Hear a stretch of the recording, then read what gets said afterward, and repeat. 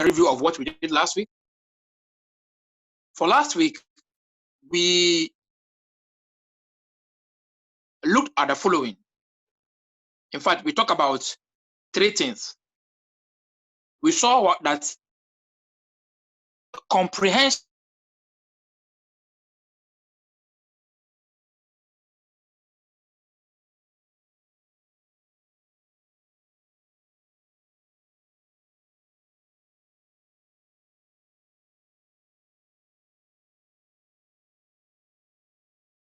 the type of questions that you can be asked. And I'm saying that some questions are direct questions. Okay, direct questions. The answer can be obtained directly from the passage. That was number 1, what we talked about, number 1. And then I gave you some examples, and then we were able to find out the answers. Number 2, we said that at other times, questions on the passage or on the theme may require you, the student, to reason a little on the surface. Here, an answer to a question may be implied. So we mentioned it, an implied question. If you remember, we said that the questions are implied. So here we have established 2 types of questions that can be asked under comprehension. We said one is direct question, one is implied question. And I'm saying that under the implied question, answers in this case may not be directly rendered as in the first instance, where the answer can be readily recoverable from the passage, thereby calling this type of question an implied question. So I said that with this kind of question, you must think and reason and give your understanding of what the answer might be. So it's normally about your opinion, but your opinion must be in line with the established answers. Okay, so thank you very much for that one. Let's quickly move on. We are going to be looking at today's learning objective. By the end of today's lesson, you, the students, listen to me right now, you should be able to do the following. 1, you should be able to answer questions based on language. So today, we are going to look at language.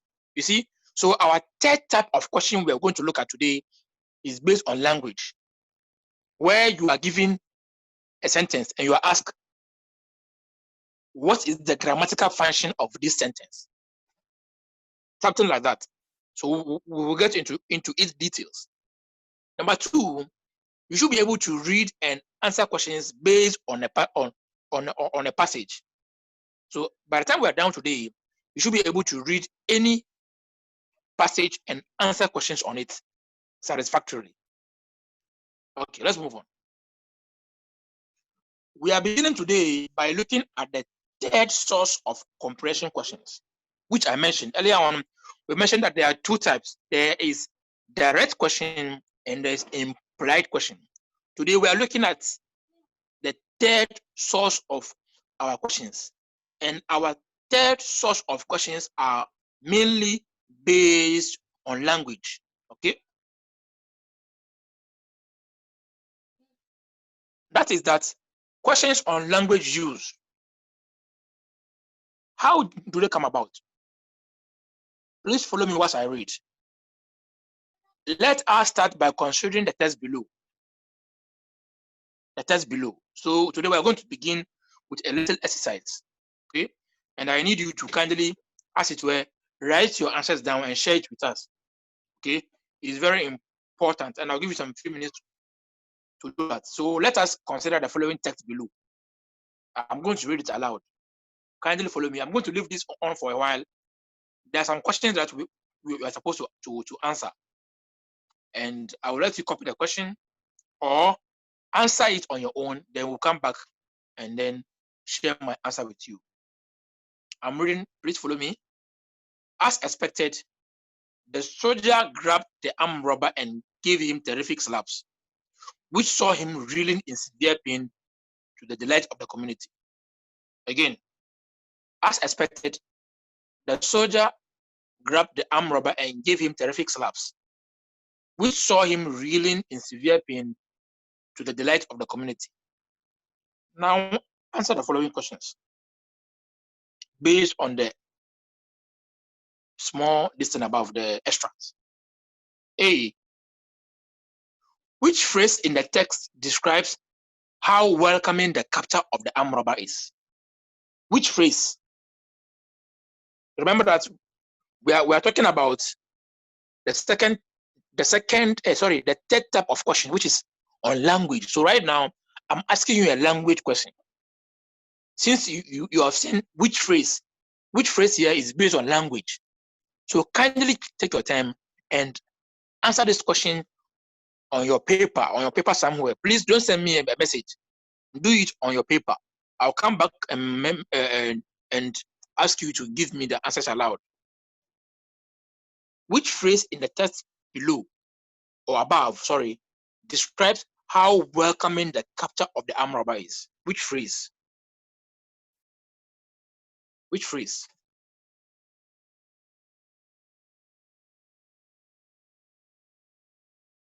So I have Mamunya, I have Bridgetta, Danala Samoa, Danadaki, and Hafisa. If any one of you is ready with his answer, please let me have it. Which phrase? Which phrase? Which phrase in the text describes how welcoming the capture of the armed robber is? Which phrase?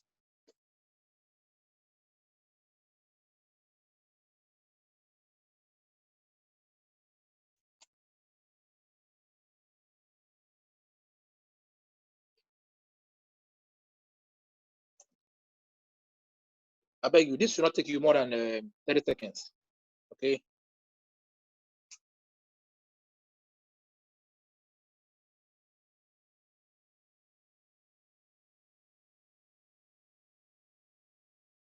Yes.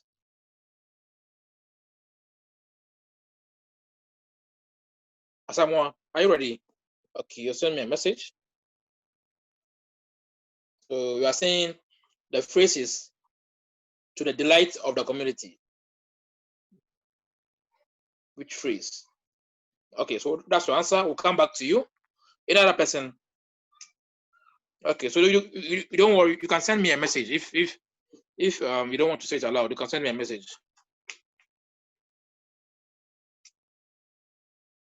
Yes.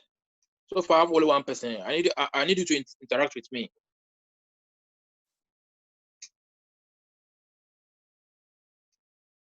As expected, the soldier grabbed the armed robber and gave him terrific slaps, which saw him reeling in severe pain to the delight of the community. Which phrase in the text describes how welcoming the capture of the armed robber is?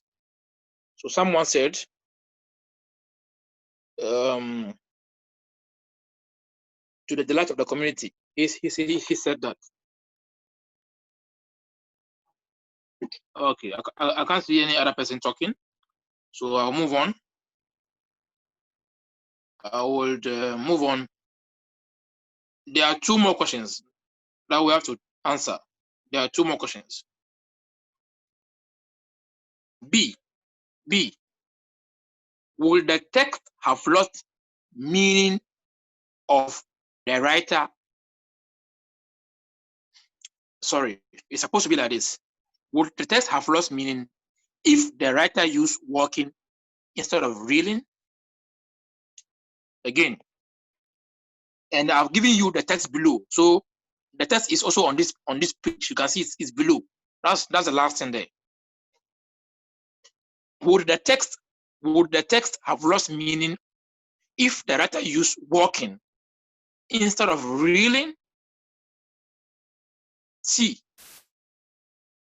What contribution does the use of the verb grab make to the meaning of the passage? So I mean, make to the meaning of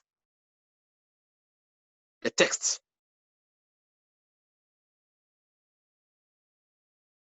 Would the text have lost meaning if the writer used walking instead of reeling? What contribution does What contribution does the use of the verb grab make to the meaning of the passage?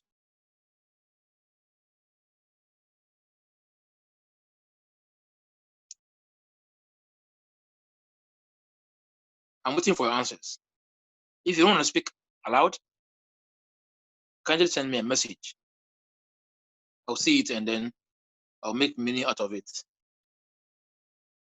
Hafisa, are you there?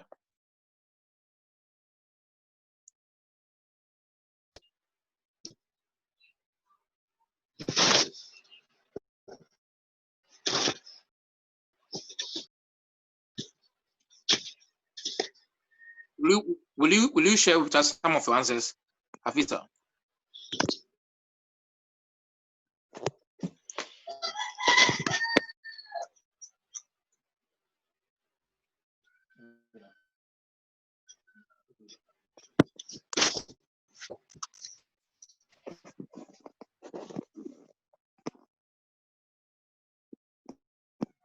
Okay, so I can see that 2 people have sent me messages, so let me check them. One person said yes, it will make meaning, and then the same person said yes, it would have lost meaning. Okay, okay, yeah. So he said it would have lost meaning, and then let me see the other person's one.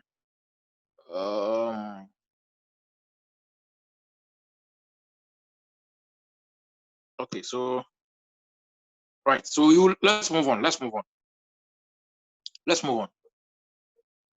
So let's take a look at my answers. The question again is number 1. Which phrase in the text describes how welcoming the capture of the armed robberies? Look at my answer. When you come below, check below the page. I've written the answer there. Suggested answers below. Okay. So the phrase is supposed to be as expected. Sorry, there was a mistake. I didn't bring as. But look at A. Okay. The answer is as expected. As expected. That is the answer to the question. Which phrase in the text describes how welcoming the capture of the armed robberies? The answer is as expected. Yes. That is a phrase. You know, a phrase does not have an infinite verb. A phrase doesn't have an infinite verb. Remember, it's only a head word. So as expected in the passage below, the text below is the answer to the first question. B, would the text have lost meaning if the writer used walking instead of reeling? Now let's go back to the passage, the text, and put in walking instead of reeling.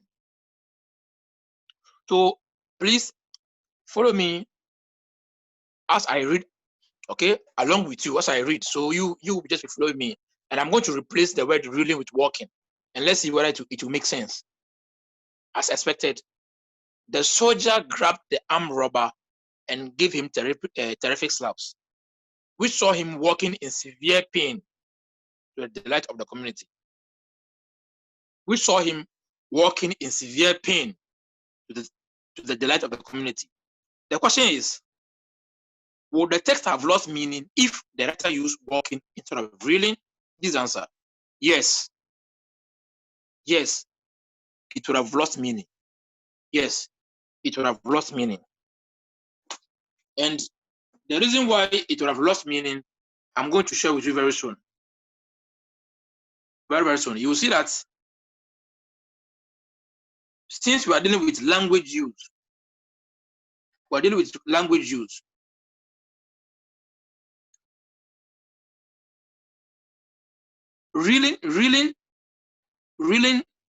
doesn't necessarily mean walking. Okay. For example, when you say reeling is to lose one's balance and stagger. Okay. You are losing your balance. Okay. And when you lose your balance, you're not walking. Right? When you lose your balance, you're not walking. So we can say, for example, he punched Connolly in the ear, sending him reeling. He punched maybe Akosia in the ear, sending her reeling.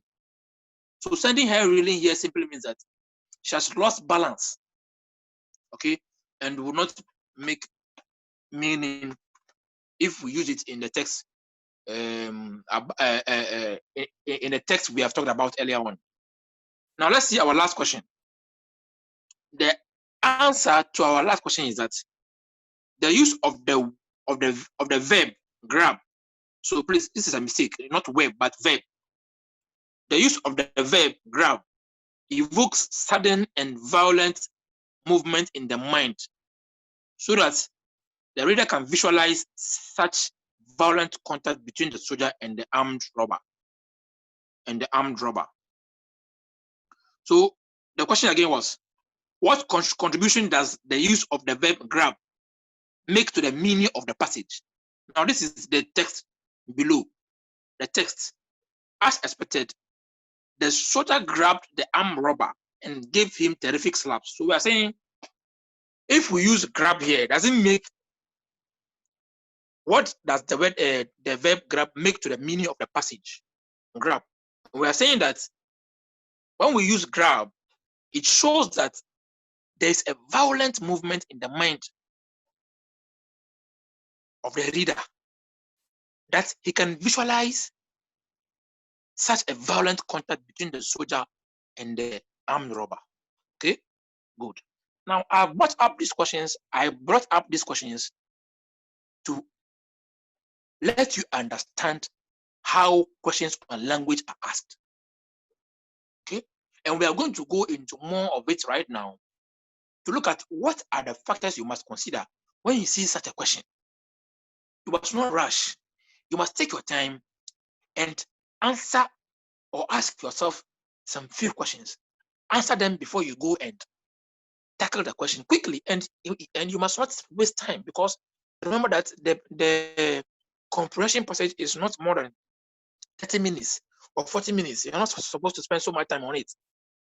So these questions you are supposed to ask yourself, you're supposed to do it in real time, in a short moment. Okay. Now let's look at the comment I've written for you here under the questions I've asked you. It is presumed that you, the candidate, is clear by now how language has been appreciated in the comprehension. Compare, for instance, grab and catch, and dread and walk. Also, take a look at the expression as expected. What impression does it create? So I'm asking you a question. When you look at the beginning of the extracts, this is the extracts, as expected, okay? What impression does it create to you? This should tell you that that was what the people were expecting, okay? That was why we said that the phrase to the question A here, the question A above here, which phrase in the text below describes how welcoming the capture of the armed robber is? It should be as expected, because that was what they were looking out for. You understand me? So you must take your time and then answer questions on language very, very carefully. Okay. Now, you, the candidate, will develop interest in the appreciation of language. This, I believe, will encourage you in making appropriate choice of words. Okay. Now we are going to look at certain things below here, and kindly follow me. Let's take a look at the kinds of questions that can be asked. So we have said that under language, there are several types of questions that can be asked, and we're going to look at them right now. Number one, other areas where candidates are tested are in vocabulary. So you are asked questions on the meaning of a word. The meaning of the word you are asked, remember that you must give a phrase or another word that means the same as used in the passage. no examiner will accept the fact that you go and write another word which means the same as the word. But when we put that word in the passage, it will make sense, because every word when used in the passage is contextual. It means it goes according to the understanding of the passage. So therefore, when answering questions on synonyms and antonyms, you have to give a word or another phrase that means the same as used in the passage. Okay? So you are asked questions on synonyms and antonyms. You may also be asked questions on phrases and clauses. Okay? So you can be asked, what grammatical name is this? And grammatical name, they are asking you to name the type of phrase or a type of clause. Is it a noun phrase? Is it a noun clause? Okay? Is it an adverbial clause? Is it an adverbial phrase? Students are required to find alternative for some selected words or phrase underlined or italicized in the passage. So you will see that in the passage, they will underline certain words, or the words will be italicized. These are the words you are supposed to find the another word or phrase that means the same to it. Or when they ask you the grammatical name of a phrase or a clause, you should be able to give the name. So we're going to go into it right now. Usually, the questions will be preceded by the following. So questions that are based on language, they normally come, this thing normally comes before it. This thing I've written here normally precedes, it comes before questions which are asked on language. So I'm reading. For each of the following words, find another word or phrase that means the same and which can replace it in the passage. Okay. Now I'm saying that this instruction is then followed by a list of words from the comprehension passage. From the comprehension passage. Let's go on. Number 2, essential consideration before choosing a word. These are the things you must do before choosing a word to replace the word they've asked you to give the meaning. You must always consider these things I'm going to discuss with you right now. Number 1, the candidate has to ensure that certain questions are asked before selecting his or her word. So you are supposed to ask yourself these questions and make sure you have satisfied these questions in a short moment before going to answer the question. A, which form or class does the word belong to? Which form or class? And if I say which form or class, I mean, is the word a noun? Is the word a verb? Is the word an adjective? Okay? The word that you have been asked to give another word which means the same to it, is the word a noun? Is the word a verb or is the word an adjective? B, if the word is a noun, okay, is it plural or a singular? So you must know all these things. That is why some of you, when you give the word, when you give another word, you go and deviate. Because you go and give another word which is a verb. Okay? Let's take a word, for example. If I say examining, E-X-A-M-I-N-I-N-G, examining on the face of it is a verb, which is what? Present continuous. But in other terms, the word as used in the passage examining can be a noun. Okay? So that is why you have to be careful. You must always go and relate the word as used in the passage and check carefully if the word is a noun, a verb, or an adverb. B, if the word is a noun, is it plural or singular? So BI, let's see something. Again, ask yourself, is the word, the noun, if the word is a noun, is it a subject or an object? And we have talked about the object of a sentence, which means the one suffering from the action. So if I say the boy killed a cat, the boy here is the subject, killed is the verb, the cat is the object. So if you have identified the word to be a noun, go back to the passage and check if the word is a subject of the sentence or it is the object of the sentence. Within which phonological environment does the noun occur? This is what I mean. That's, do we find the indefinite article a or an in the environment where the noun occurred? Okay.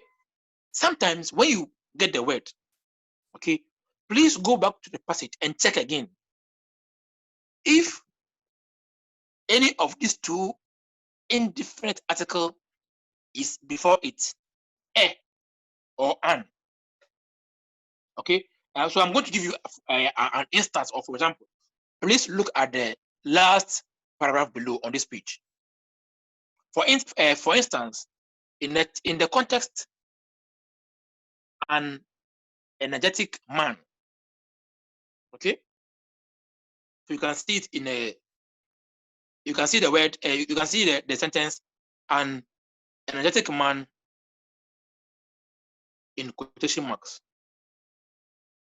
If you see such a thing, okay, you cannot replace energetic with hardworking in this situation. You can't do that. Why? Because it does not go with the article an. Okay, can you remove the word energetic and put hardworking there? How will it sound? It will become an hardworking. Are you listening to me? It will become an hardworking instead of an energetic. So it won't work. Grammatically, it is faulty. Okay, so you must find a word that when you put there, it will fit the language. Okay, so we can't take out an energetic here and bring hardworking. Although hardworking means the same as what? Energetic. But when you put hardworking there, it won't go in line with an, because an normally precedes or comes before a vowel. But when you put hardworking there, hardworking begins with a consonant. It won't make sense. You see, it won't make sense. Therefore, you get wrong. The appropriate word here will be active, because energetic means the same as active. So when we say an active man, you see, it has perfectly replaced the word energetic. Right? Good. Let's go on, because actives do go with an article. And so we have what we call an active man. One other question you must ask yourself is that the word that you have been asked to find a meaning to it, is it a verb? Is it a verb? If it's a verb, what tense of verb is it? What tense of verb is it? What tense of verb? What tense of verb does it fall under? Is it past tense or present tense? For now, I hope that you the candidates will take note of these questions to serve as a guide to you. Okay? So please always ask yourself these questions when you are answering the question based on the antonyms and the synonyms. Okay? Good. Let's move on to another type of question. Yes. Hafisa, will you share your answers with me? What is the grammatical function? What is the grammatical name of this expression? A threat to our environment in this sentence above.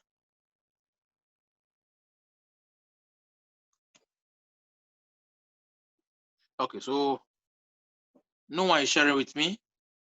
I will quickly go and then discuss the answer with you. So this is the answer. The answer to what is the grammatical function name of this expression is a noun phrase. A noun phrase. Okay.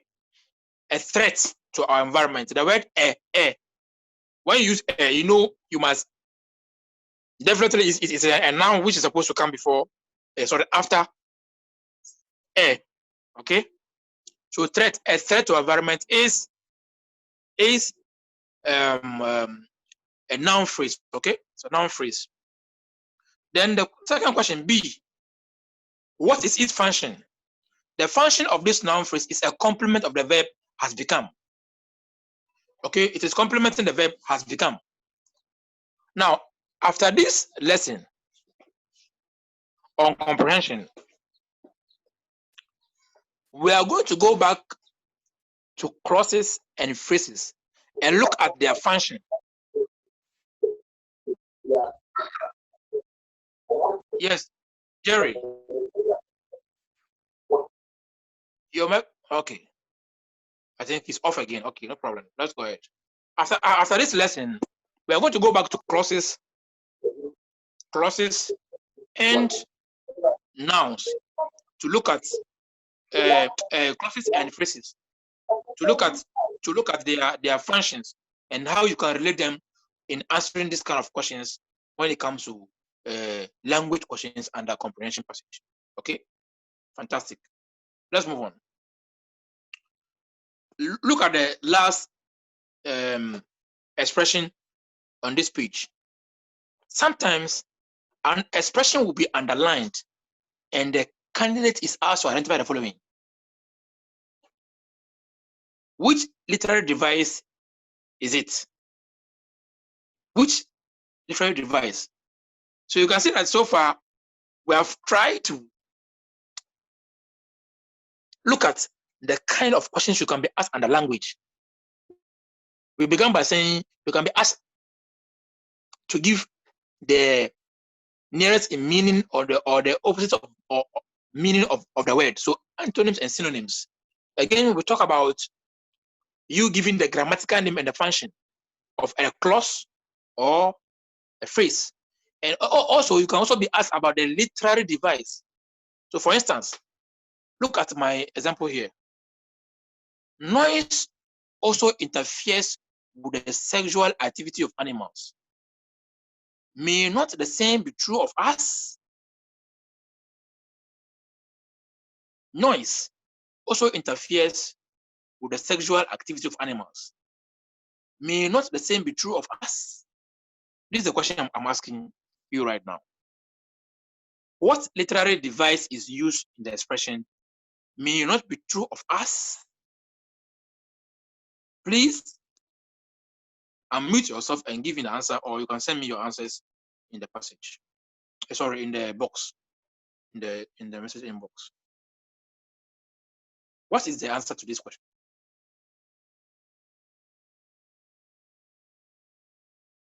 Yes, is anyone ready? Bridgetta. Okay, I have Daki ready. Okay, so I can see common answers running through. So it's true. The answer to this question is a rhetorical question. Okay, it is a rhetorical question. Fantastic. So, ladies and gentlemen,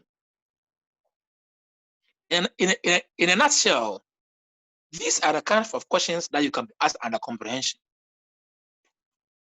So it is up to you to follow exactly what I've taught you today and practice more and follow the rules of discussion I've done so far and make sure you understand it and then go back to the passage and see whether the word we are providing grammatically makes the same sense or fits in the passage.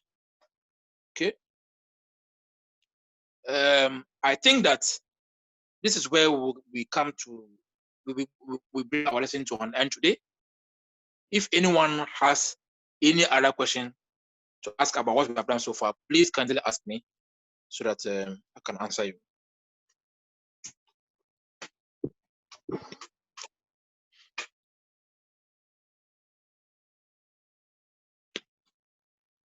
Yes, is anyone having any question?